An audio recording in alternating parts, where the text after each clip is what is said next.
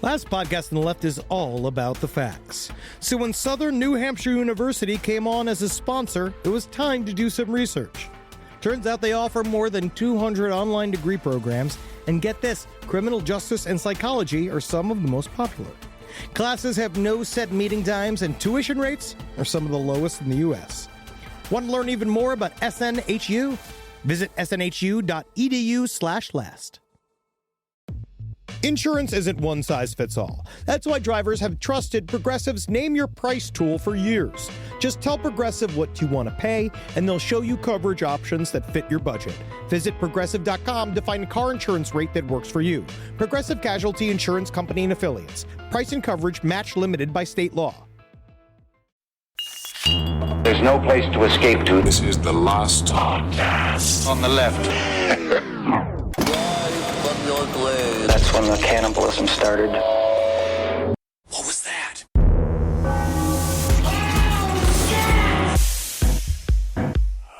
Should we start the episode? Let's do it. Welcome to the show, everyone. That's Marcus Parks. I'm Ben Kissel. As always, from Los Angeles, we're joined by... Semi-nude Henry Zabrowski. I am currently in a pair of basketball shorts and nothing else. I have sweat, Right. let's say, coursing through my ridges. I'm going to go out on a limb. body. Henry, did you play basketball today? No, You did not. Okay. I played the game called Walk from the Bedroom to the Living Room because it is 109 degrees outside. Mm-hmm. It's unforgivable. I saw a raccoon out there with a lemonade. I thought that was funny. Oh, that is hot. But then it had a seizure. Oh, that's I sad. knew that was it was in the throes of having some sort of brain tumor, and it was acting like a person. Well, you heard that right out of the mouths of Henry, everybody. Sugar-free lemonade. Sugar-free lemonade. Can you believe it? Giving That's kids right. seizures. Got to get the sugar-free, otherwise you're going to have a raccoon seizure. You're gonna have a raccoon seizure. I am fucking hot here. Good. And I am gonna say yes. And we were talking about a very special guest that's gonna be on this week's A to Z that you don't know about. Yeah. And I can't tell you even what the theme is about. But I can tell you that, let's just say, this man is no longer well known, but Right? is a man that sang a commercial parody theme song that struck the nation that runs alongside, topic-wise, what we do here at Last Podcast on the Left. Would it be about ghosts or perhaps busting them or... Shut your fucking mouth. Because NBC lawyers are literally just going to literally helicopter in through my fucking my roof. Like Right. the NYPD does. Yeah, the way the ATF went through the Waco home. Yeah, it's gonna be me just down here with my 4 wives in their gingham dresses, and NBC lawyers are gonna take our fucking shoes. Well, you're so hot over there in Los Angeles, so let's get transported to a much different land with a much different temperature, the freezing cold land of Russia. Today yes, and we got a big hitter today. Finally. Oh, wait. Oh, I caught a foul ball. God, is this the child's uterus? That's a different kind of baseball. That's the old Russian pastime of hitting a child's uterus out of the park. Andrei Chikatilo, we're talking about Butcher of Rostov, Andrei the No-Bone Zone Chikatilo. This literally, pretty much as we'll go in and we'll discover, this is all about something Viagra could have solved. If the Pfizer company was around and Viagra heard about Mr. Chikatilo's issues, I don't think we would have so many dead people lining the streets of Russia. 56 dead women and children between 1978 and 1990 in the Russian Soviet Federation Socialist Republic. And so rolls right off the tongue. Absolutely. He was the most prolific Soviet serial killer. He was known as the Butcher of Rostov, the Red Ripper, the Rostov Ripper, also known as No Fun Mr. Uncle Man. That's right. So I was researching this, and I went to sleep, and I literally had this nightmare that was so vicious. And I never have nightmares. Normally when I have nightmares, I see something scary in my dream, and I'm like, fucking cool. Right. Because because that's how my brain works now. But I had a dream where I accidentally killed a baby. And it fucking ruined my day. Ruined your entire day even, huh? Like, I woke up, like, literally, because it was me. I had accidentally dropped a baby down a flight of stairs, and the baby rolled down a flight. It's really, I mean, yes, it's Marx Brothers-y a little bit. But the woman shrieked and screamed. And then Eddie pulled me aside and was just like, buddy, just get out of here. There's no video. They can't prove you did it. It's our word against hers. It was pretty great. I mean, why'd the woman hand you the baby? It's her fault. It's on the mother.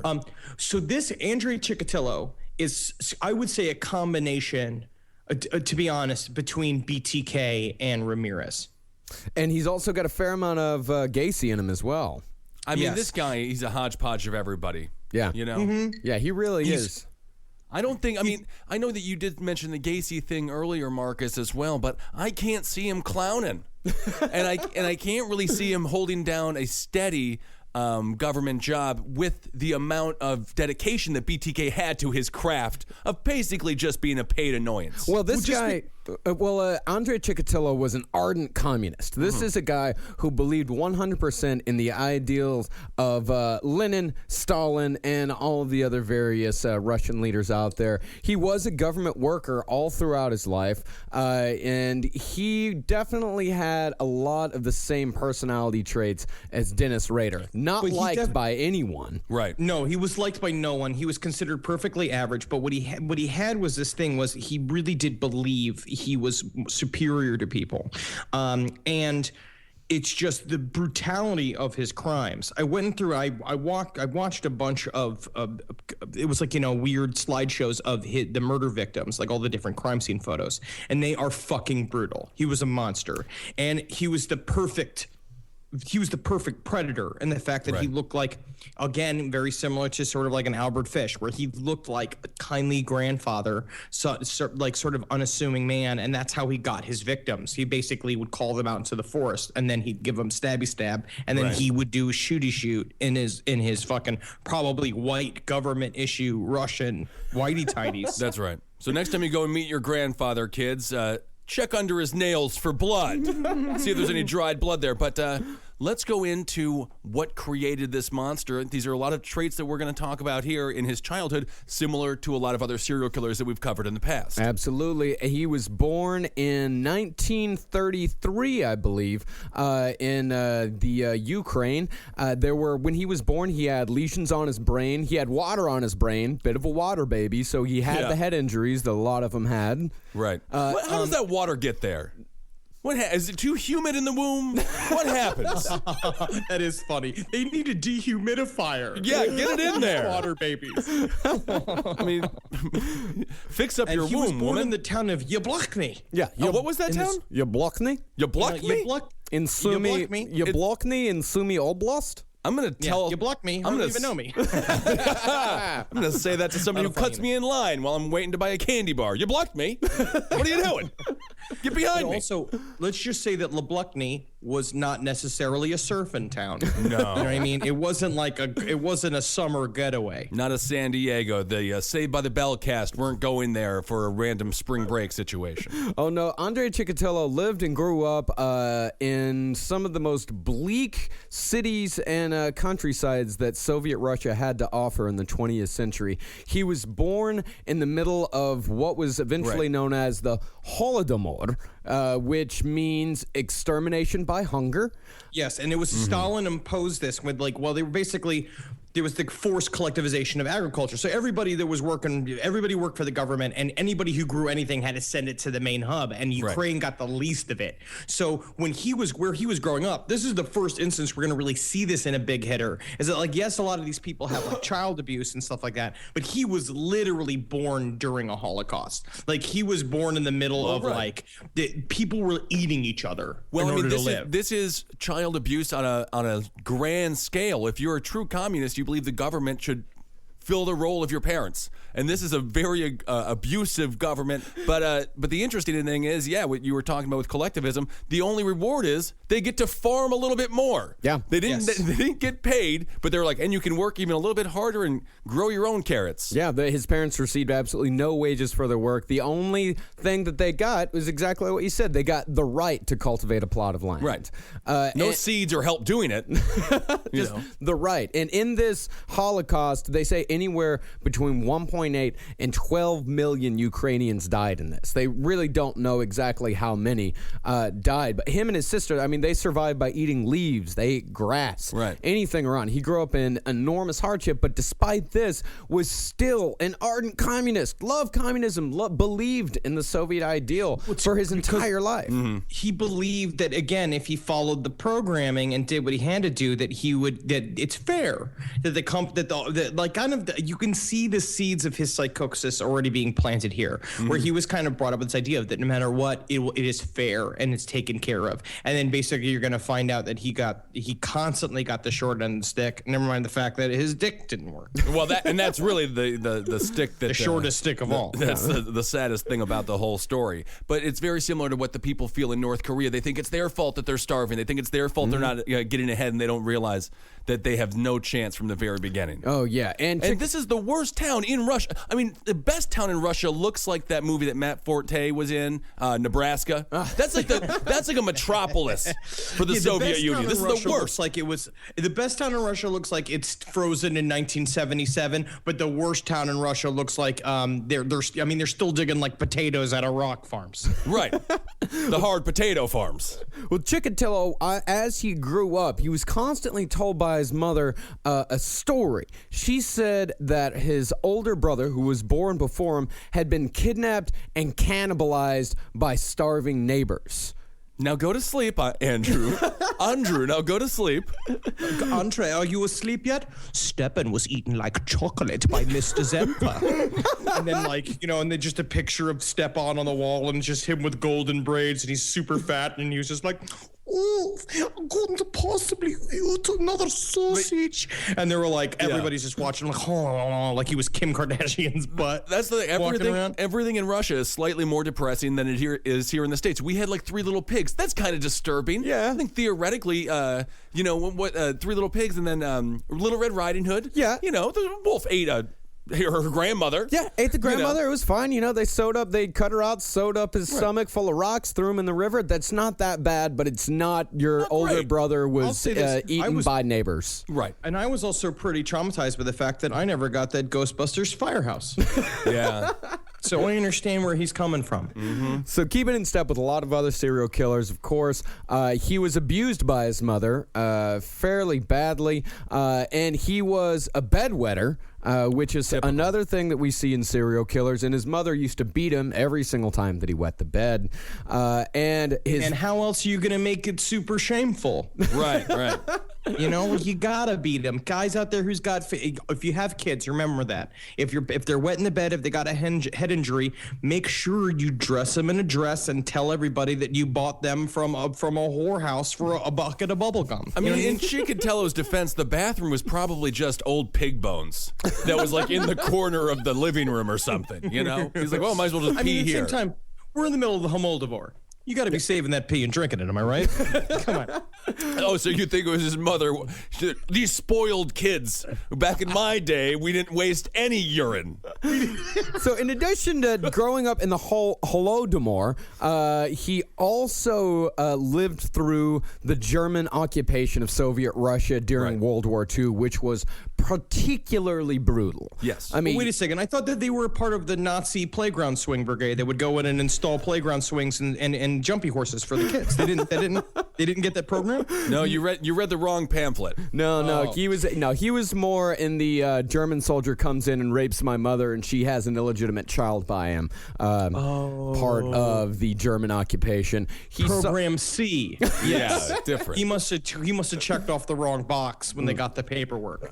Everyday life for him was corpses, blood, body parts everywhere. Him and his mother watched their little hut get burned down, and of course, his mother was raped by German soldiers. He lived through all this stuff, and the entire time his father was being kept in a concentration camp, having surrendered to the Germans, which of course later on Andrei would blame some of his, I guess, unsuccessful ventures into the Soviet world on his father being a POW captive of the Germans. But that was just sort of the first Russian version of that television show, the home show, the renovation show, where the This guy Old says, House? No, where the guy says, "Move that truck," and then they show everyone their brand new house. Oh, I thought it was the other Russian show, My Raped Mom. Yeah, no, that one was only on the air for 17 seasons.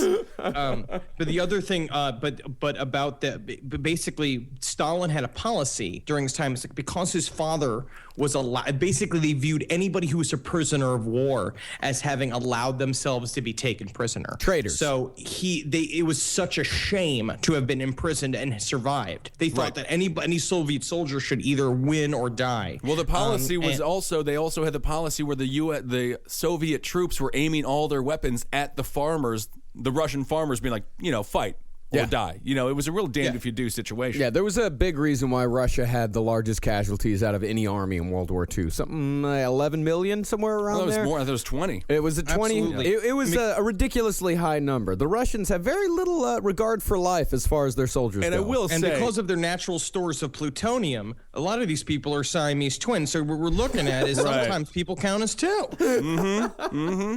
So 40 million. 40 million. Everyone knows it. So in September of 44, Chikatilo started going to school. Very shy, very studious, actually extremely intelligent. He was able to memorize long strings of meaningless numbers. They just give him a lot. Like he was able to memorize pi up until a very high decimal point. Yeah. They would just give him these long strings of numbers and say, like, Andre, repeat them back to us, kind of like a little parlor trick.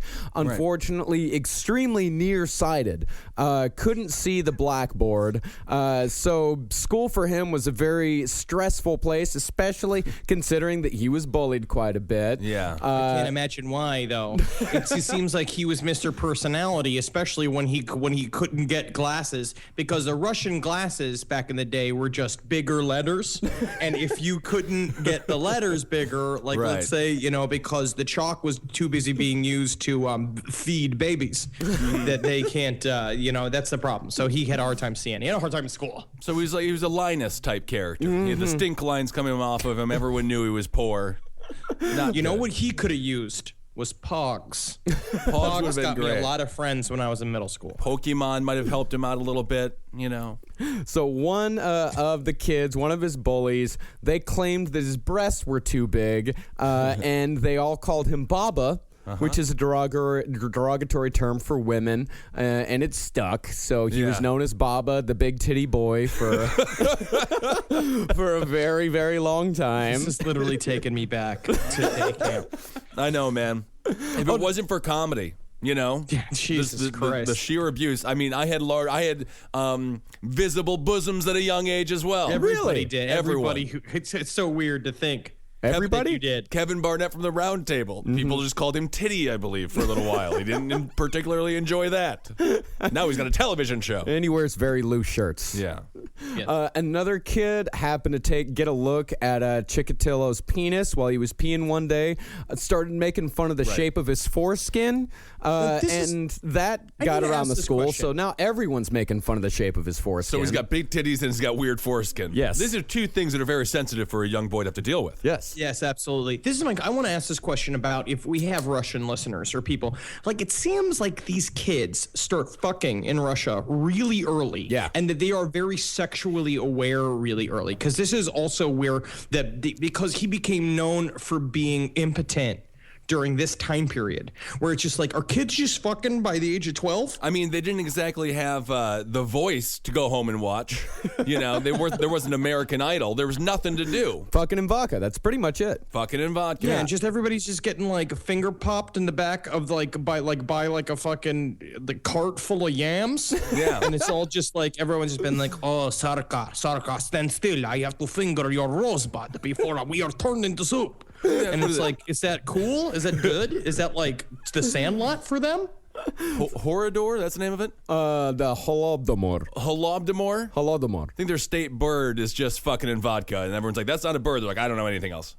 Also, I don't know what birds are. Homoldivore is not exactly the poppiest name. If they really needed to have, if they wanted more awareness, it should have been called like, Hunger is Now. Yeah, now is Hunger. I mean, they need like a PR guy. It sounds like a place that Frodo and Sam are trying to go to, and yes, there's it does. a ring It does sound like a Harry involved, Potter like gymnasium. Yeah, sort of a We must pass token. through the swamps of Holodomor. Yeah, Sam just picks up a drinking problem. Token story just derails. Frodo's just fucking all the chicks in town. So Chikatilo grew up to be pretty big dude. In fact, when he was a teenager, his nickname was Andrei Sela, which means Andrew the Strong. This is what I was. It's better than when you remember when David Koresh was called Mr. Retardo. This is a better nickname. I mean, it sounds like you should be wearing a towel for a cape and have a random sponge that he throws at kids. Every time he eats jelly, he becomes 10 times his size. That's my power sponge.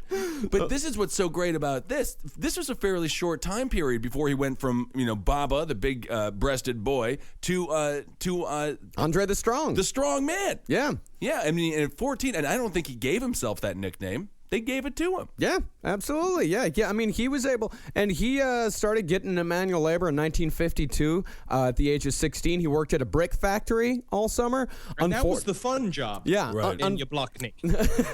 Unfortunately, part of a wall fell down on him, which may have contributed to a head injury. And then the next summer, he worked on a collective farm, and he was using a horse-drawn rake, and that also fell on him. Everything was falling on him. Oh, this guy. Well, at the age of 16, I was working in Hollywood video, so I think I understand his plight. Did you ever have a wall of videos fall on you?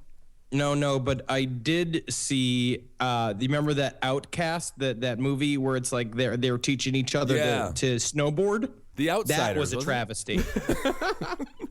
Call me a squirrel, 'cause I'm covered in acorns. That's right. So many people are focused on where their money is today. And Acorns is the financial wellness app that cares about where your money is going tomorrow. Let Acorns work for you. You put acorns in the ground and you're going to get trees tomorrow. That's right, investments. And with the Acorns potential screen, you could find out what your money is capable of. I always do that. I'm like, I want to invest in something that I like. Let's say cheeseburgers. Okay? That's kind of hard to do. Acorns will help you find a cheeseburger that is right for you. So sign up now, and Acorns will boost your new account with a $5 bonus investment. Wow! Join the over 14 million all-time customers who have already saved and invested over $27 billion with Acorns. Head to acorns.com/left or download the Acorns app to get started. Paid non-client endorsement. Compensation provides incentive to positively promote Acorns. Tier 2 compensation provided. Potential subject to various factors such as customers' accounts, age, and investment settings. Does not include Acorns fees. Results do not predict or represent the performance of any Acorns portfolio. Investment results will vary. Investing involves risk. Acorns Advisors, LLC, an SEC registered investment advisor. View important disclosures at acorns.com/left. All right, I know what you're thinking. I like to go banking, but I don't want to give to these big old banks all the time that cater to the 1%. Well, go ahead and get yourself hooked up with Chime. It's banking built for you, not just those rich jerks. And they got thousands of fee-free ATMs because why pay to get your own money? Chime is working for you, man. You get your Chime card, you're going to get travel perks, you're going to get into airport lounges, you're going to get those chicken thighs. You know, every time I go to an airport lounge, I get chicken thighs. And you know what I say whenever I see a plate of chicken thighs? Give me more. Chime's going to get you those chicken thighs in these lounges, all right? Sure, they could serve other types of meat, but why would you when chicken thighs are so delicious? Chime is not just smarter banking, it's the most rewarding way to bank. Join the millions who are already banking fee-free today. head to chime.com/left. That's chime.com/left. It only takes a few minutes to sign up.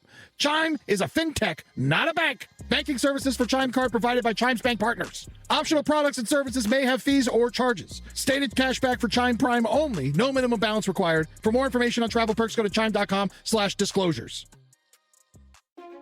It's obvious we love true crime, but it does make us feel a little paranoid about what's out there, as it should. And that's why it's so important to get a home security system that gives you peace of mind. With Simply Safe, you can stop crimes before they even start using their AI-powered cameras to identify threats on your property and alert US-based live agents to take action. Like arriving in a helicopter in the night, coming down from the helicopter, zipping down and breaking through the windows with their big axes, and going through the house, ripping through the walls, finding the criminals. It's easy to do. Simply Safe has been a game changer for us. And the best part, there's no long-term contract. We've used it since the very early days of Simply Safe here at LPN, and it keeps us safe, doesn't it? It keeps all of our thoughts inside the building. Then there's the ones we let out because they have to go out because that's a part of it. But Simply Safe keeps the other thoughts safe. And for that, we say thank you, Simply Safe. And we want you to experience the same peace of mind as we, which is why we've partnered with Simply Safe to offer an exclusive discount to all of our listeners.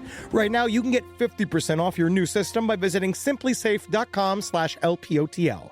That's half off at simplysafe.com/LPOTL. There's no safe like Simply Safe.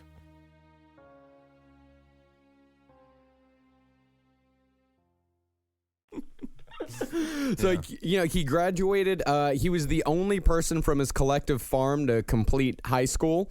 And he graduated in 1954, great grades. And he was such an ardent communist that when Stalin died, he cried. He was sad. Yeah, and this is a man who instituted, this is how weird his thought process was, because this is the man that instituted policies that resulted in him having to eat grass and leaves. He said that he didn't eat bread until he was 12, but he believed in communism so strongly that there was this weird cognitive dissonance with him. Yeah.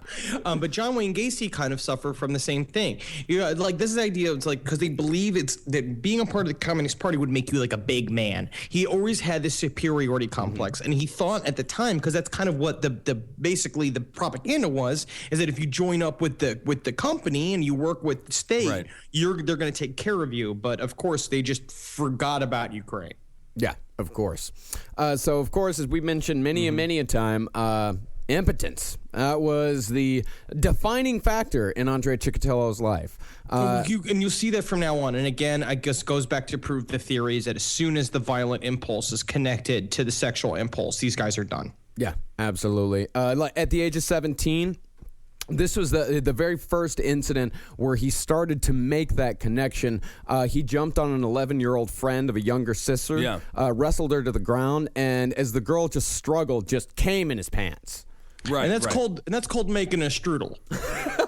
And that's an old term that you people used to say. It's like any single time, it's just like, oh, what's old Andre doing? It's oh, he's out making strudels, and it's just girls just had to cover themselves in yak milk so they'd be too slippery to be anywhere near him. But Andy Kaufman did a very similar thing. What? That was the only way that Andy Kaufman could come. Was literally wrestling women. All he would do is jump on them and grind on them. So at this point, he's just on his way to be sort of an abstract artist. He just needs a comic strip to open up or Giggles to open up down the street. He'd crush. Well, the man was absolutely terrified of women. If a girl sat next to him in class, he'd move. Right. And you also start to see at this time this connection that he has that comes later with equating sex with shame. Yeah, but not shame on himself, shame with other people. Because he'd look at them. It was kind of like this thing. Because I remember going through a period where I was bigger and kind of would have dark thoughts and start thinking about stuff like that. Where you're just like, oh yeah, they're in love. Isn't that nice? And he'd basically just watch people just being like, you're in love, huh? You love each other, huh? Well, I got nothing. It's just pull on this fucking spaghetti strand and he's got nothing going on downstairs, and it makes a man angry. Yeah. You remember going through that time, or you're going through that time? Yeah, all I do is my big thing is I like to go to dog parks, and what I do is I make tuna sandwiches and I just fucking throw them at couples walking dogs. And the dog loves it, I'm sure. Oh, dogs are having a great time. Yeah, gets to eat all that tuna sandwich. Yeah, Chikatilo was a good-looking guy. He had no problem getting. I don't know. Well, I mean, he was. I'd go as far Again, as to call him good. Okay, Or let's Hormador, or whatever the name of his town was. Remember the context, Henry. We're talking Soviet Russia. We're talking 1950s Russia here. By those standards, Andrei Chikatilo, good-looking guy. It was like no picture ever looked like, like an American Eagle ad. You know what I mean? That never accidentally happened over there. Well, he was good looking enough where he could still get women to, once he eventually got over that initial fear, he could still get women to, at least get to the point of possibly having sex with him. Yeah. But he just couldn't ever stay hard. Well, he was a hell of a chef. Hell of a cook.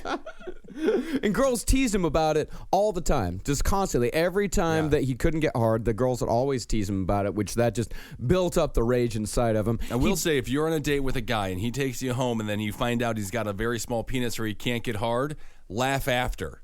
Get out after. Then just laugh be very after. Be very concerned and supportive in his presence, Right. and then you can call him Pickle Dick. Right, pickle dick for the rest of his life. Yeah, totally. Everyone will be on your side. Because it's just a friend of mine went home with a fella who had a micro penis, and man, she was a real actress that night. Because you just want to laugh. You have, but you have to be sensitive. No, you got to. Absolutely. Yeah. Well, and also, the story of Gumby was loosely based on the life of Andrei Chikatilo as well. It was based on his penis, I believe. Yes. Well, it wasn't all sadness and, Soviet moods for Andrei. In 1957... Soviet moods needs to be a candle scent. Maybe light up that Soviet it's just moods. like the sounds of like rocks being tumbled down a fucking weird oil-filled gully, and then these people just going, love. my yak is blind. Like, he did make one friend, and this is a man who really didn't have any friends throughout his life. There were some people that he worked with later on that didn't mind him, but it seems like the only friend he ever had was an Austrian guy that he met at a international youth festival in Moscow in 1957. He had a pen pal. The thing about him that's interesting, he was going out and trying to meet people, very much like Dahmer. Opposite of the man that you have on your T-shirt, Ed Gein. Yes. Who was more of a shut-in, kind of just a grave robber for the most part, other than the 2 kills. Oh, yeah. But he did try to be social. Yeah. Well, it's because he was kind of raised. He just kind of thought that he could do it, because that was his whole thing. That's why he got into getting into his own education, and that's why he joined the army, which we'll talk about soon. Is that he thought he could better himself because he thought he was a genius. He kind of had that BTK syndrome, where he just thought that he was better than everybody else, and that eventually that became poisonous. And like BTK, who worked for the state, and like. Gacy, who was a Democrat, by the way. Of course, that is the closest thing to a communist that we have here in America. But they feel like if they have the power of the state behind them, they can get away with anything. Yeah, absolutely. And as far as his mindset goes, he was eventually diagnosed with borderline personality disorder, which we see in... Borderline? Yeah, we see that in a lot of serial killers. Is that like the personality? Madonna song Borderline? Is that like the Madonna song Borderline? Yes, it is. It's exactly like the Madonna song Borderline. I'm just saying, if you're a doctor in this situation, go full-on personality disorder. Why borderline it? You don't... No, borderline is the name of the personality disorder. Oh, I see. Okay. I hate to say this, Mr. Chikatilo, but we've got your test back, and apparently you've got frowny fever. Best doctor. It's also followed up with a case. Terribly, it's spaghetti pants. I'm sorry. You have spaghetti pants. I'm very sorry. So you're saying I'm depressed with a limp dick? Yes. Oh, okay. Well, borderline personality disorder, it's definitely marked by an extreme inability to form relationships with other people. Their emotions are extremely turbulent. They see signs where signs aren't there. They get overly attached to people every once in a while. And in extreme cases, it can definitely lead to violence. I once dated a girl with borderline personality disorder. There was knives involved at one point. It's what they said at the same time. It's very similar to being like a diagnosed psychopath, where they talked about, I've been reading this great book called The Psychopath Test, which we kind of covered a bit of it when we took a version of the Psychopath Test 2 years ago on last podcast. But what the big thing they say about psychopaths is when you test them, basically they were doing this series of tests, and what they would do is warn them they were going to get shocked. And they took people that were diagnosed as psychopath and people who were not, and basically gave them a countdown, and they measured their brain waves as they were about to receive the shock. And basically, a normal person would experience apprehension before the shock happened, but a psychopath would not. They would literally just sit there calmly and then go, and he said they would let out a form of shriek, and they literally just go like, ah! And then they would be fine. Right. But they said that the way their brains are, it's like, so it's, again, Andrei Chikatilo suffered from this thing of like, with them, you know, they say when you read like symptoms of being a psychopath, if you feel nervous that you are seeing these symptoms pop up in your own life, you are not a psychopath. Yes. Right. Because you're feeling nervous. Well, I would just call it the put me in coach syndrome, because it seems like something a great middle linebacker in the NFL would have, you know, and be like, I know I'm going to get hurt. Yeah. Yeah. Put me in, coach. So Andrei joined the army, compulsory military service, as you know, all Russian men had to go through at the time. But when he's in the army, this is when he really gets his first taste of violence and sexuality together. He was on a date with the girl. He started cuddling her. She told him, stop, I don't want this. But as she tried to push him away, he just squeezed harder and harder. And the more that she struggled and the more she screamed, the more turned on he got. And of course, eventually, and I will be saying this sentence a lot, ejaculated in his pants. Yes. He did a lot of ejaculating into his pants. Yeah. Yes, he was making strudels all over Russia. This was also known as the Ben Kissel maneuver. I mean, I've never come a day in my life. I'm constantly hard, though, because I went to the wrong warlock when I was 17. So after he got out of the army, he went back to his native village to live with his parents, started dating this girl who was divorced from her husband, but in the course of the 3-year relationship, he could never get an erection, could never achieve intercourse. And so the girl, like, innocently just asked her friends, like, hey, like, how do I get him hard? Like, he won't get hard. How do I do it? And, of course, as soon as she asked her friends this, the word that Chikatilo couldn't get a hard on spread all around the village. Immediately. And he tried to kill himself because of it. He tried to hang himself. But I mean, I feel like that happens so often, and you block, nah? It's like not even, that's what he said. But like he says here, he was like, girls were going behind my back, whispering that I was impotent. I was so ashamed. I tried to hang myself. My mother and some young neighbors pulled me out of the noose. I had to run away from there, away from a homeland. Homeland. Cumland? Did you say cumland? You said homeland. You said cumland. Oh, I'm sorry. My homeland. I'm so embarrassed. That's Russia, though. I mean, the machismo culture, you know? Yeah. Women want you to be hard all the time over there. That's why they drink so much whiskey, just to let it go to sleep every now and again. Or vodka, rather. Vodka, oh, yeah. And, of course, after this incident, he said he had to move out of his homeland. He had to move. He had to move. Because he had erectile dysfunction. He had to move to Russia. From the Ukraine into mainland Russia. He got a job as a communications engineer in Rostov-on-Don. Cue the moving on up theme from the Jeffersons, if you would, Marcus. When you said that, I just pictured his penis trying to get hard so bad. Moving on up. Yeah, you would have hated that song. Oh, yeah.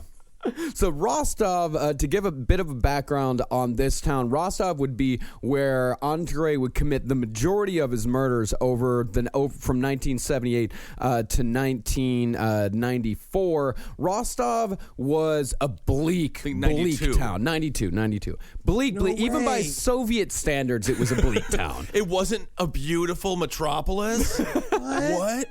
No, it was said in Russia that if Odessa is the mother of crime, then Rostov is its father.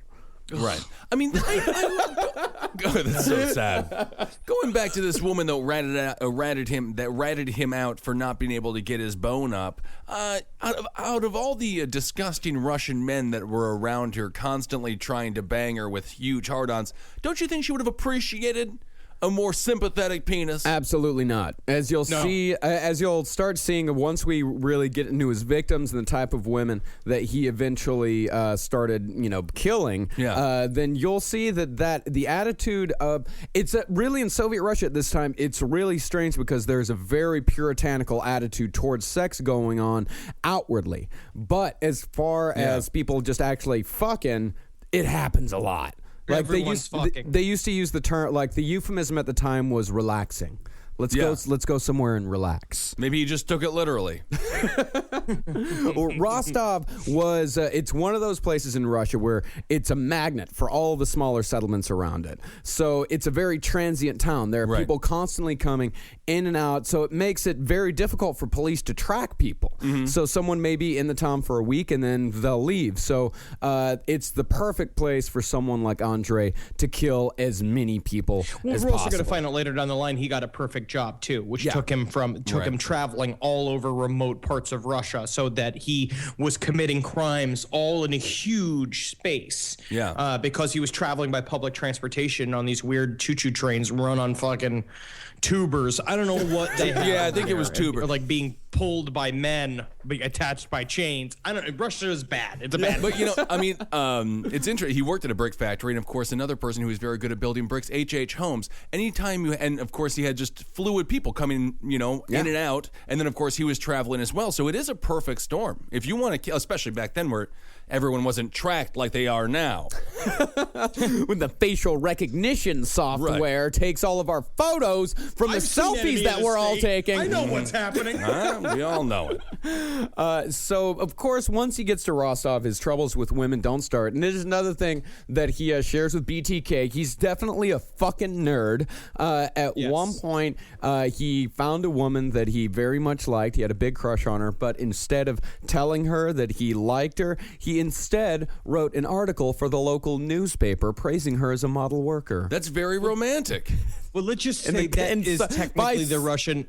That's the Russian OkCupid. Yes. Since you write a very stoutly worded recommendation to the community newsletter. I mean, in his head, he's like, step one, I'll do this. I'll write this letter in the local newspaper about how beautiful this woman is. If that doesn't work, I'll tell her how many numbers I know of pi. So I really hope the newspaper thing works. I'll just wrestle with her till I come into my pants. Yeah. Okay, probably go back to option 3 there. Well, option 4 was masturbating constantly. Okay. Which he did, and anytime he was struck with the urge, he had to masturbate immediately. His job at this point was a communications engineer, which he worked on repairing telephone lines quite a bit, and he did that in the woods quite often, which the woods would eventually become the place where he felt most comfortable killing people. So it's at this time that it's possible that connection between sex and the woods was made, because he would just wander off into the woods to masturbate. But one day, unfortunately, the nearsightedness that we mentioned earlier got the best of him as he walked away from his workers who were having a bit of a lunch break, and he thought that he was out of sight because he could not see them. Well, he put on his invisibility cloak, which means he urinated on his pants. And he got that from the wild fields of Moldavor, from his magical fucking realm that he's lived in. So, unfortunately, they could still very much see Andrei, and he started openly masturbating in the woods, at which point the group leader saw him and yelled, "Andrei goes into the woods to masturbate!" No, that is not clever. It's not clever. They're Russians but also, again. This whole thing, it feels like a bit from a Marx Brothers, like the most depressing Marx Brothers movie, where the Marx Brothers are forced to eat their youngest Marx brother as babies, and then now they work for a brick factory and they masturbate in the woods. Loses his glasses. I mean, he should have just looked at him and been like, "Who's hard now? Who's hard now, men?" He could have played it up. Nothing makes men respect you more. Oh, yeah. Why are you looking at me? Them about how hard you are. I mean, I feel like he could have had that counter argument in both situations with the foreskin and the masturbation. Why are you looking at me, guys? Why are you looking at my dog? You know? He was not clever at comebacks. No. Very embarrassed man. Very easily embarrassed. I will say that is an embarrassing thing to get caught doing. It is extremely embarrassing to get caught masturbating in the woods on your lunch break. Yeah. On the lunch break, It's hard. That goes on the progress report. Yeah. That's not gonna miss. the evaluation sequence. Also, he's starting to kind of sound like a comedian who travels for work. Yeah. Oh, I will say that. So 1963, he finally gets married to a woman called Feodosia Olnatyeva. I'm going to also put this out there. Feodosia, lovely woman, falls into the serial killer, like sort of the normal category for the serial killer beard wife, which is known as she's handsome. Right. Let's put it that way. She's a handsome woman. Right. Right. I mean, it is very interesting. I like that.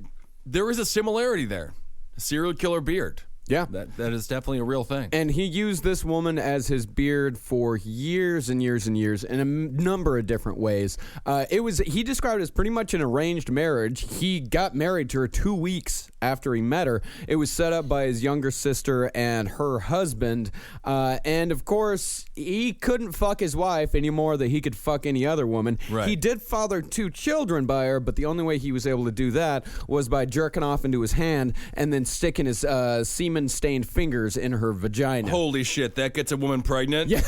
Oh, no. Oh, not And in happy. Russian, that's called broshkargarsh, which means putting in the mail slot loosely. Yeah.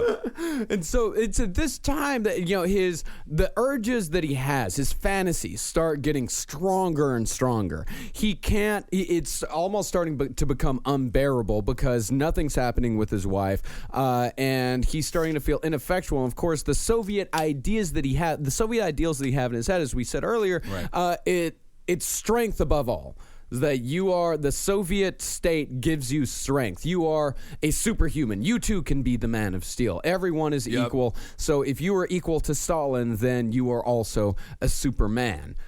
So eventually, it just kind of developed into like strength for strength's sake. They had a very core ape-like brain. That's also one of the reasons they lost the war, because all of their tanks were so massive and clunky and stupid, and they used so much gasoline that they were completely ineffective. Yeah, but they liked the noises. They love the noises. Oh, that's a big one. Ah, yeah, I love that big one. I mean, they're just like Neanderthals, these guys. But I will say that they were a very brave people during World War II. They just they were just all fucked up and everything got fucked up. Yeah.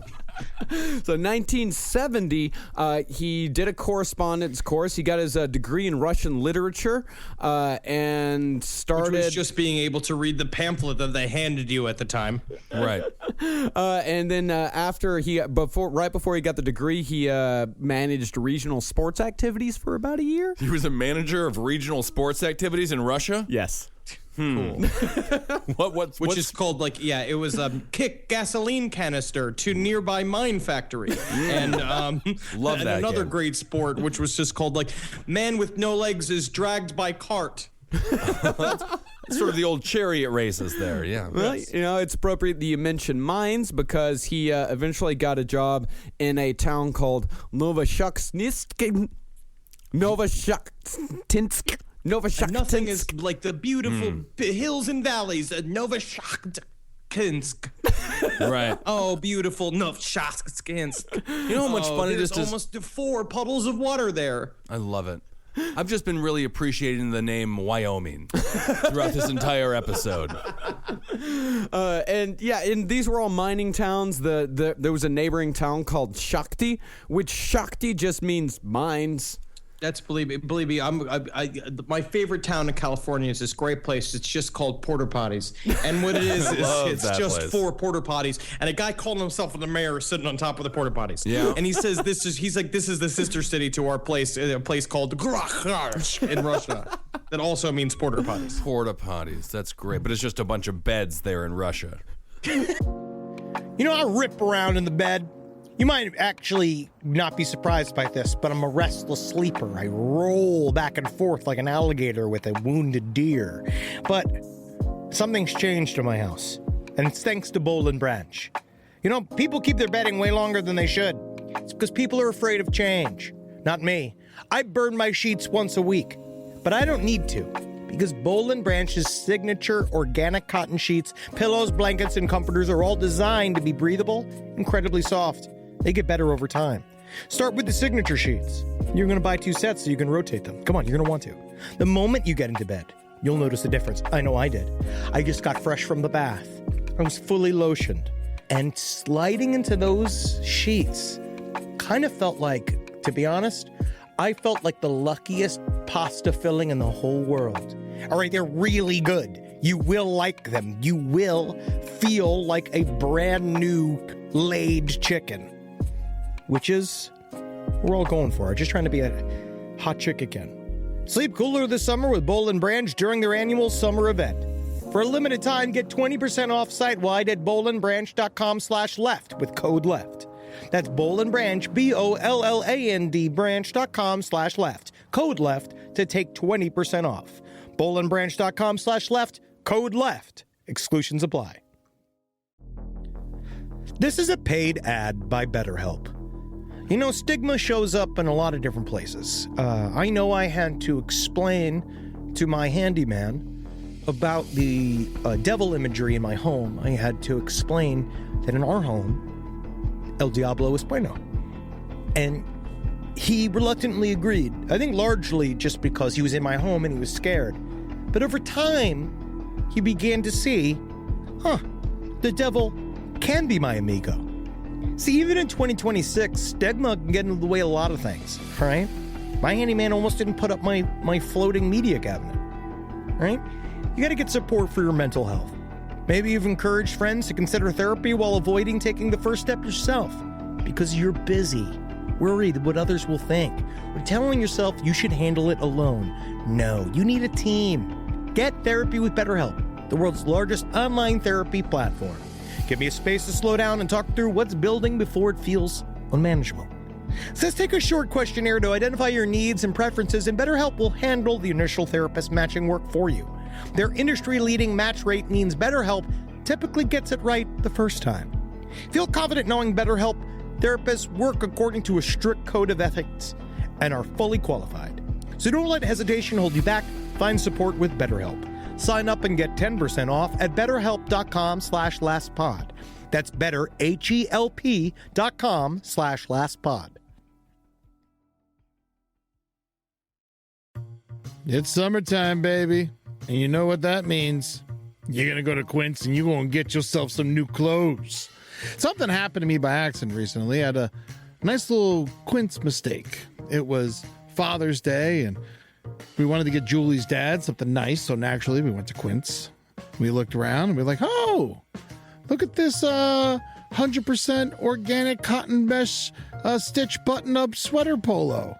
I think Bob's really going to like this. So we get it, and we buy it, and then you know what happened? A little fudge, a little mistake. Accidentally sent it to our house instead of Bob's house. Julie's like, oh, I'll just get a refund from Quince and we'll mail Bob another one. I was like, oh, okay, that sounds nice. But, you know, maybe I should just see it first. She pulls it out. I was like, whoa, look at that. It's like a button-down polo with nice little holes in it. It's breathable. It's not bad. You know, I think I'm going to wear this to Jazz Fest this weekend. Wore it to Jazz Fest. Got 3 comments.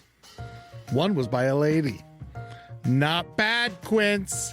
So get your hiney over to quince.com and treat yourself good and feel good. Look good this summer.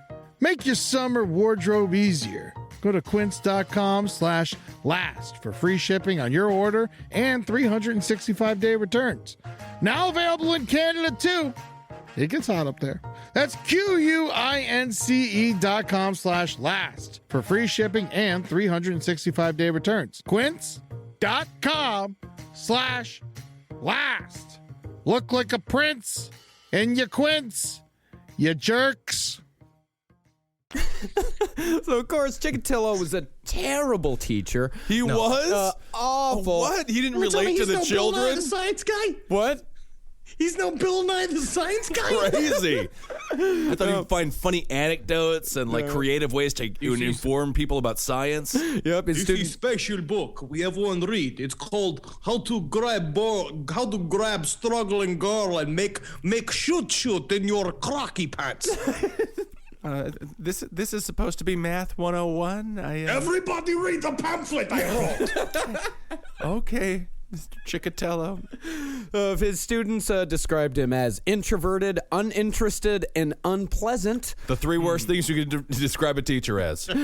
Colleagues hated him, and one of the reasons why they really didn't like him, and apparently this is a way to cause distrust in Russia, is that he didn't like vodka. He wouldn't go out and drink with them after work, and he rarely drank. Well, that's what they said. I was one of the investigators. I was watching the biography channel doc on Chikatilo, and they were talking about how like his wife was actually pretty happy with him when they were married because they were. And he literally, this detective, he's like, well, he didn't beat her and he wasn't drunk all the time, which happened to be the status for the Russian husband during the 1960s. I think if he could have just communicated what he liked, because he could get hard, but he just wanted to grind and wrestle. I mean, a woman would be okay with that. Yeah, I mean, but at the time, like that's the weird thing about sexual repression in societies is that at the time it was easier for him to rape and murder a woman in order to come than it was to tell your wife, hey, I like things a little rough. Yeah. He didn't get Maxim back then. Yeah, that's true. There's no Pornhub or anything. He was just giving her the old sweaty palm with the sperm inside of it. Yeah. So in 1973, that's when Chikatilo committed his first sexual assault on one of his pupils. Him and a lot of his pupils were swimming around in a pond in Shakhty. Now, they mean gas canister filled with dirty water, right? Yes. That's Russia. So he swam towards a 15-year-old girl, groped her breasts and genitals, and the more she screamed, the more exciting he found it. So he just touched her more and more, got her closer and closer until she screamed, until, of course, he ejaculated into his pants. I would say this. If you do meet Mr. Chikatilo, act like he's a bee. Stand still. Don't say anything. Just stand still. He'll leave eventually. Or the other thing to do is just go like, ooh, I like it. I like it, Mr. That's not gonna Nothing makes him softer. Or do what Arnold Schwarzenegger did in the great feature film Predator. Cover yourself in mud. Again, don't move. He in another incident, girls say he would just stand there. He would act like, oh, I'm sorry, is this the girls' dorm? I didn't realize you girls are undressing for bed. And then he'd just stand there with his hand in his pocket, obviously masturbating while looking at he was doing him. the old Porkies. Yeah. And by the way, he wasn't disciplined for any of these. Okay, but let's get into that because that's what's super interesting. Yeah, he was. Well, before we get into that, there's one more incident. Another time, there was a girl that was a problem student. He kept her after class, and he whacked her in the small of the back with a ruler until he ejaculated into his pants. Ejaculated in his pants again. Pants. And did he only have one pair of pants? Yeah. Or was there multiple pairs of pants? I think he's just got the one, and you don't want to see them when they're inside out. And he wasn't disciplined for this either. And this is a very interesting thing because, as we'll see over the course of these next couple episodes, is that the reason why Chikatilo was able to operate for so long had a lot to do with the Soviet system, the collectivization of the Soviet peoples and the types of things that they would do. This school, if they would have reported Chikatilo's sexual assaults, since it was a collective, they would all be punished for it. If someone did something good, then everybody would reap the benefits. But if one person did something bad, then they would all be punished for it. Specifically, the director of the school. So they would just shuffle him around. Yeah, honestly, it's not too dissimilar to the view that the Catholic religion has with the priests. With the idea of like, if we because the reason why they hide these priests is because if we out them, everyone's going to start viewing us as a sea of molesters. Right. And what they just don't understand is that we already know they're just a sea of molesters. Right. I mean, they didn't even shuffle him around. He just went to another area where they had never heard of him. There was no, there was no communication between these schools. He gets fired at one school, he just goes to another one, and they wouldn't even fire him. They just say like, all right, either resign or you're fired. One of the two. Just get out of here. Well, it's about protecting the shield. Same thing with NYPD officer, or not even NYPD, any sort of police officer, stuff like that. They get in trouble in one station, one police station, and go to another one without anyone even noticing. Yeah. I mean, it's very common. Very common. And you also ask, what about his wife? His wife knew about all of this, and actually, when asked about one of the incidents, she just said offhandedly, just laughing, What do you know? He obviously wanted to try out someone younger. Isn't that? And she was also working on a screenplay called Everybody Loves Chikatilo, and it was going to be a family sitcom with a laugh Yeah, track. which featured his tall, mopey brother who was like, everybody loves Chikatilo. Always. Because he's always with the fingering and the mushing of the baby breast, and I have to work at the rock sort of kindergarten where we treat rocks like they are children. Huge I love laugh that track. sitcom. Yeah, Great show. I love it. So because Chikatilo was never, none of these things were ever reported, there was no record. Well, he was too busy filling up the newspaper with love articles. Well, none of them were reported. So and since he never got into trouble with this, and since he was able to go from school to school, he got a very clear message: do whatever the fuck you want, and you will never get in trouble. Absolutely, and it helped to solidify his superiority complex, being like, they can't catch me, which is what we see all the time, which is like with serial killers. Like once they start to feel that security of like, I'm invincible or I'm invulnerable, that's when they start letting their freak flag fly. Right. Yeah. And there was also that great sitcom based off of this called Welcome Back, Kotter. Originally, it was called Welcome Back, Chikatilo. And that was, and again, in the Russian version, it was bleaker and longer. And right. Yeah. In 1978, he got a job as a teacher at a hostel. And strangely enough, his job at the hostel, teaching morality to young boys. Oh, perfect. Yeah, very perfect. He got caught giving one of them a blowjob as the kid slept. That's the old problem there. Was that the first gay experience that he had? As far as we know. Okay. Yeah, as but we far can as assume know. that during his travels, he probably had done some. I mean, like H.H. Holmes used to do when he went to Cleveland, Ohio. His victims aren't exclusively women. He killed a lot of boys, too, a lot of teenage boys. Yeah. And here's another weird thing about Chikatilo is that, and I think this also speaks to the Soviet system at the time, he was extremely fucking good at working the system. He knew how to get things done in Soviet society.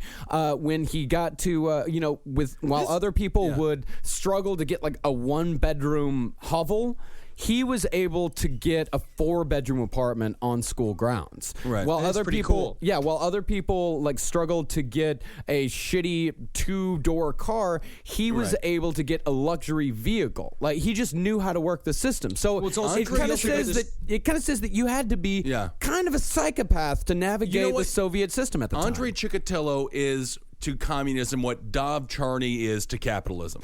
The guy for American Apparel. Yeah. He's been benefiting so much. He is a sexual predator by definition. Yes. But that's what you do. It's what they say. I forget what the actual term is, but it's how you basically going mad in mad circumstances just makes you sane. Right. Yeah. And every government system is insane to some degree. So in 1978, and this is rare, and I don't believe that we've covered so far as our heavy hitters goes, I don't think we've covered anyone who waited this old for their first murder. In 1978, at the age of 42, wow, Andrei finally gets in his first kill. He buys a little sex house on the edge of Shakhty. No, he also bought this house. What is interesting is that he got this house basically because he had gotten this job using for the Russian government. And what his job was is that because it was this weird thing with various manufacturers were basically said they promised to give this much each month, and his job was to just go from factory to factory and make sure they were going to deliver this stuff. Basically, just all he did was collect promises from businesses, and then he got this extra income and he bought this house of Shakhty. Now this house was supposed to be for his father to retire to, but then we find out that he used it for a little bit of a love shack. If you could please cue Love Shack. Yeah. So this house, he of course tried out before. He didn't get straight into murder after he bought the house. He would lure prostitutes and drunks back to the house to try to have sex with them. He's starting to feel out his eventual MO. He's starting to feel it out. Right. He's starting to get good at it. He brings 3 different 6-year-old girls back to the house and molests them. And then on December 22nd, 1978, he finds a little Yelena Zotnova, 9 years old. She was walking back home from school. He started having a conversation with her, and as Henry said earlier, he had a very grandfatherly attitude towards him. He was able to get people to trust him, and because he also seemed like a nothing. Yeah. That's a big thing about Harmless. these guys. We see that with Dahmer, when they said that about Dahmer, and they said the same thing about Dennis Rader, is that they're perfectly nice, but it's like there's nothing. It's like you wouldn't even think twice about considering him being, I don't know, dangerous, never mind like nice. It's like he's just a nothing. That whole situation is so much more disturbing to me now because I can't get the B-52s out of my head. And so now I just hear, I don't want to hear that song ever again because I'm just going to think of Chikatilo, 6-year-olds, 9-year-olds. It's going to get much worse. He tried to rape the little girl. As soon as she gets in, he takes her down to the floor. He covers her mouth. And, of course, he can't get hard, so he tries to shove his soft penis into her vagina. Her hymen breaks, and when her hymen breaks, this is his first sight of blood. And as soon as he sees that blood, he immediately ejaculates. And this is, for the first time, this is when he realizes that the sight of blood turns him on more than anything else in the world. I will say that this is also to be honest, I can't help but feel that a part of this is due to the fact that Russia was never allowed to get ketchup. Yeah, that's true. It was a mustard country. And if you're a mustard country, it's when you're one of the sadder countries around. I'm sorry. That's disgusting. No, but that is, Yeah. Yes. And it gets worse. Wanting to replicate that. Was he hard, do you think, when he ejaculated? Because you don't have to be hard. No, really. No, he was never hard. You're right. It wasn't about the hard. It was about the shoot. He never got to experience the feeling of orgasm until it happened. Yeah. And it gets worse. He figures out that, like, okay, it's definitely the blood that made me came. I want that to happen again. So he gets out a little knife that he had started carrying around with him after a bunch of his students tried to beat him up in an alleyway. I wonder why. Probably just dickhead. The kids wanted to learn that bad, you know? No, that's how Russia is, that a bunch of kids can surround a teacher in an alleyway and beat the shit out of them. But after he grabs the knife and just stabs her in the stomach over and over again, by the time he's done, the body is barely recognizable. And he said later, after he had done that, he said that he felt as if he had been freed from the shackles which had bound him. So that was really his Susan Boyle moment when everyone just looked at him like an elderly man who had no talent, and then he opened up his knife and showed the world what he could do. Yep. And so he took the body and he panicked. As soon as he figured out as soon as he had the come down, like he panicked. It was the same thing with Dahmer on his first kill. Yeah. When you do it in the passion and the throw of the moment, and then what the fuck, and then you immediately wake up and you're like, what did I do? Because that's why they talk about it all the time. The separation of your personality. You can compartmentalize, and you put that in a little section. You don't think about the man part of you that killed the little girl. Well, I don't think that Dahmer could really compartmentalize like that. I think he was just like, beer me. Yes. As soon as he would come, beer me. That's why I've always had sympathy for Dahmer, because he had to medicate himself so hard just to even do it. Yeah. But this does seem like a strange leap for him. Why all of a sudden the kids?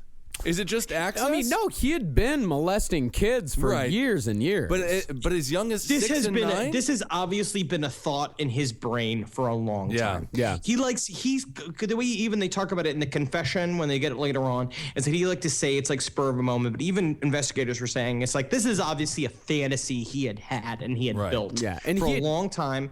Yeah, he had molested his wife's niece. Back in the day, he had been molesting kids of all ages. It was all about the Dahmer power. thing. It's the exact same thing. Dahmer had the same fantasy about picking up the hitchhiker and bringing him back to the house. And then if you it's basically the fantasy just came through for him. And then all of a sudden it's like your dream is now alive and you're living in a dream world doing the thing you always kind of thought you would do, but then never believing it actually happened. Minus the fact that he did work in a brick factory, which is the Russian equivalent of working in a chocolate factory, I think that he is more BTK. Yeah. Yes. Yeah. He's definitely more BTK. And So he has the body on his hands. He doesn't know what to do with it. So he just takes it outside. He throws it in a river behind his shack, and they find her 2 days later. And this is the first, with his very first murder, he almost gets caught. And we'll see this over and over and over again. He gets almost caught because this starts from 1978 to 1992. I mean, this starts a 12-year murder spree. What you find out is that in Russian law enforcement, they really want you to have a criminal past. Yeah. And so it's like everybody they were looking at, the reason why basically he slipped their attention was because he was never on the books for molesting kids for years as a teacher. Yeah. And there was a ton of evidence linking Andrei to this. There was a spot of blood from the little girl's body on snow outside of his house. There was testimony from neighbors that they saw Andrei there that night. Yeah. They said there was testimony from neighbors that said that they had seen him entering the house with young girls prior to that. There was even a witness saying that Andrew talked with the little girl the day of the murder. However, Soviet police went ahead and arrested a guy named Alexander Kravchenko instead. He lived a few doors down from from the sex house, and he had been convicted of murder in Crimea 7 years previous. Never mind. In fact, Andrei just kept going. Like every time you'd be like, "Hey, Boris, hey, how you doing, bro? How you feeling, man? Yeah, you remember that little girl I had there yesterday? That little tiny girl I brought into my weird fucking broke down like fuck shack. I fucking killed her, bro. I was down fucked up. All right, I'll be seeing you, Boris." I just had the strangest conversation with Mr. Chikatilo. Chikatilo? I never even met him before there. Well, either way, I'm cat sitting for him next week. So. Yeah, it'll be fine. But if they would have indicted him, if they would have accused him of this crime, it would have been accusing the entire school, the entire community, right? Well, this had nothing to do with the school itself. Like they didn't. Now he's sort of a made man. He's kind of a Russian made man at this point, because that's what they said. Because each time you're also going to see his ties to the Communist Party got him out of everything. So which you could also imagine solidified that for him. When you're made in America, you get to be a Romney. You get to be like part of an Italian mafia system. You get to a huge house in Long Island. But when you're made in Russia, you get to have a fuck shack in the woods. Yes. So that's just one of the cultural differences. Well, I mean, and so the guy that was eventually arrested for the crime, he was executed for it. And they straight up do that real quick. Yeah. When in Russian law enforcement, if you're sentenced to death, it's literally like 3 days later, and they just pop you in the back of the head. Well, this guy real was fast. Initially the judge saw that the case against this guy was very circumstantial. So the judge gave him a comparatively lenient sentence at first. Yeah. But in Russian law at the time, you could not only appeal a conviction, you could also appeal a sentence. Yeah, you could appeal a sentence, and so due to pressure from the community, they appealed the sentence, and he was sentenced to death. So I actually just watched Devil's Knot, which is the movie about the West Memphis 3 individuals, and so they got caught up in this whole panic as well as a community for this one guy. And this, I mean, I'm assuming the guy that lived 3 doors down from Andrei's sex shack wasn't great. No. He was probably kind of a schmuck. It wasn't like he was out there like helping kids with no legs like play baseball. That guy was probably also jerking off in front of like some kind of like any sort of general store. Right. But he wasn't guilty of that specific crime. Right. Yeah. Well, they did arrest him while he was stealing a car. But again, stealing a car and raping and murdering a 6-year-old. I thought that was the Rostov's public transportation. I thought you had to hotwire a guinea track. I don't know what they're called. Like those weird little like golf carts that they have everywhere. I mean, to be fair, they just found him carrying a wheel, and they were like, "That's close enough. It's close enough to a Russian car." The wheel, that's 1/4 of car. You could sit on the wheel. It's almost like stealing chair. The Yugo, right? The Yugo. That was a Russian vehicle. Yeah. That was a former war. By the way, the Yugo? Yeah, they killed millions, tens of thousands of Americans died in the Yugo. So Andrei's second murder, and this is the one where he unlike a lot of other guys who eventually get more and more comfortable with it, Andrei goes from first murder being panicked to second murder being totally cool with it. And again, we see this is a 3-year delay in between the first 2 murders. It's exactly like Dahmer. Yeah. The massive cooling off period. Apparently, he left there and basically, like, he was like, I don't want to kill again. I'm just going to try and be normal with my family. But that just didn't work. Yep. Well, there hasn't been a repeat Super Bowl winner since 1999 in the NFL.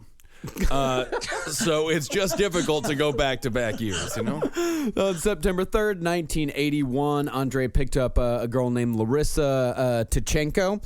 She was 17. He picked her up at a bus stop, which is going to be another one of his MOs, picking up kids at the bus. Right.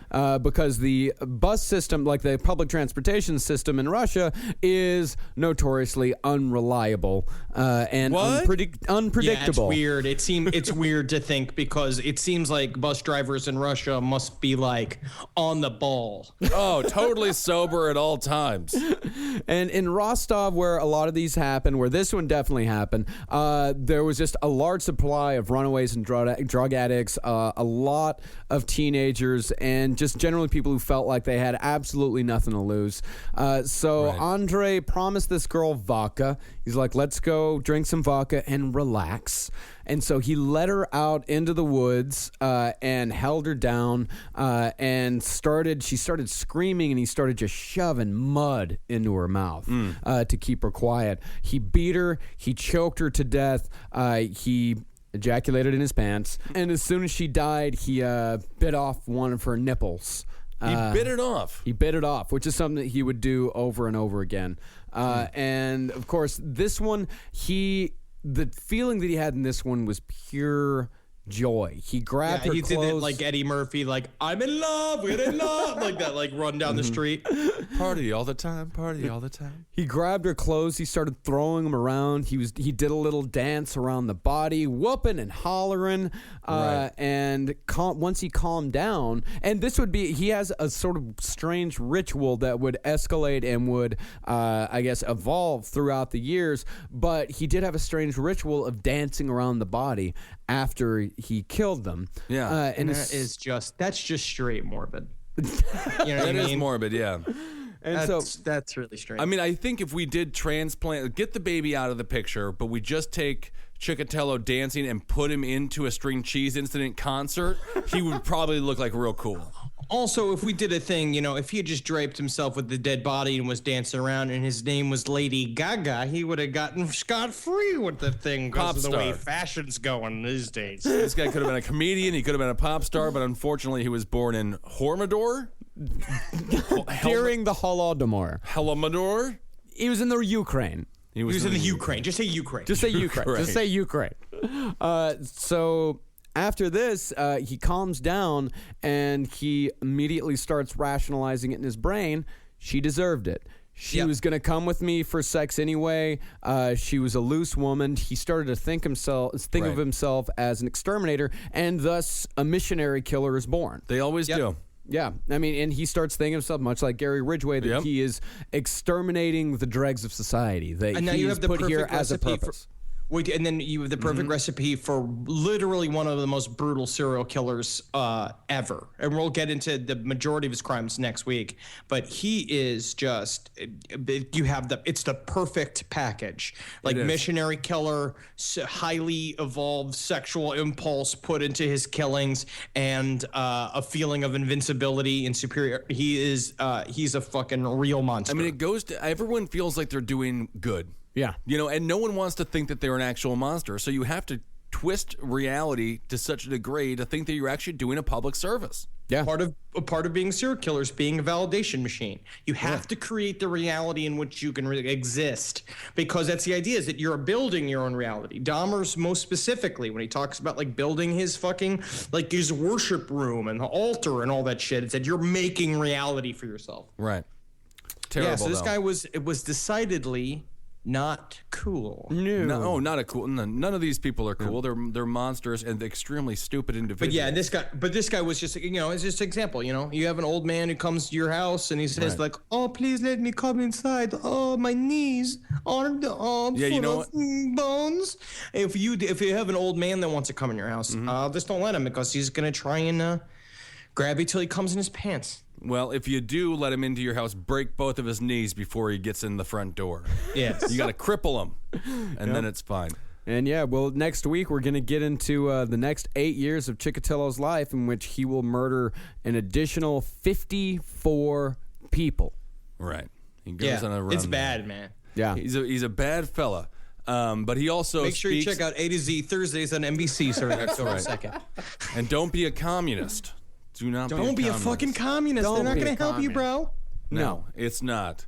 All right, everyone. Thanks so much for listening. And Hell yes. Of course, go to the Facebook page and send the messages over Cave Comedy Radio at cavecomedyradio@gmail.com. Go to, if you would like a Last Podcast t-shirt, and I'll admit there is a bit of a delay on the t-shirts right now because we're having because the design is so fucking awesome. Yeah. Because a lot of the detail. We're really working with a mom and pop company, so it's like, but It's this happening. but believe me, when this shit's done, it's gonna be done. It's being done very soon. We're having a test print done today, and it is gonna be very high quality. It's good. Yeah, Absolutely. And if you want your own shirt, go to cavecomedyradio.com/lastpodcast on the left.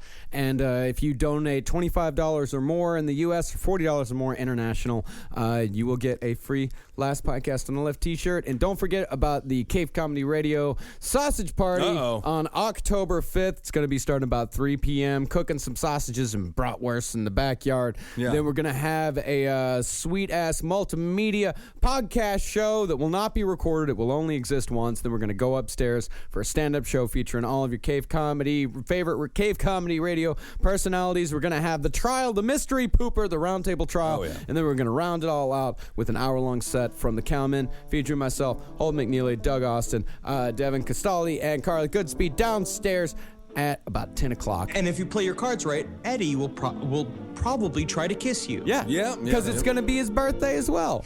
Yes. And I guarantee you, much like Chikatilo, he won't be hard. And if it's the whiskey that does it. And sniff around your schools. If you're in if you're in universities or college, see if there's any bad ones out there, some bad teachers. Oh, and if you want to hear more lives. shows with me and Ben, go to cavecomedyradio.com and listen to the Roundtable of Gentlemen and Abe Lincoln Stop At. That's also, I will say that this I would say that Andrei Chikatilo is the direct opposite to the Van Halen song "Hot for Teacher." You know what I mean? Yeah. Yeah. All right, everybody. Hail yourselves. Hail Satan. Hail my sweet, sweet Dark Lord Satan, and thank him for his gifts. That's right. I'm sorry. That was intense. Me gusta leches. Hail me! We'll talk to you soon. Running a business is hard enough, so why make it harder with a dozen different apps that don't talk to each other? Introducing Odoo, the only business software you'll ever need. It's an all-in-one, fully integrated platform that makes your work easier. From CRM, accounting, inventory, e-commerce, and more. And the best part, Odoo replaces multiple expensive platforms for a fraction of the cost. That's why over thousands of businesses have made the switch. So why not you? Try Odoo for free at odoo.com. That's ODOO.com. Talk about regrets. We all know someone who's been in a car accident and said, I don't need to call a lawyer, only to regret it after their pain and damages were worse than expected. When someone hurts you, you deserve to be compensated fairly. Morgan & Morgan is America's largest injury law firm, fighting for the people for over 35 years. Injured? Visit forthepeople.com/podcast. That's forthepeople.com/podcast. Their fee is free unless they win.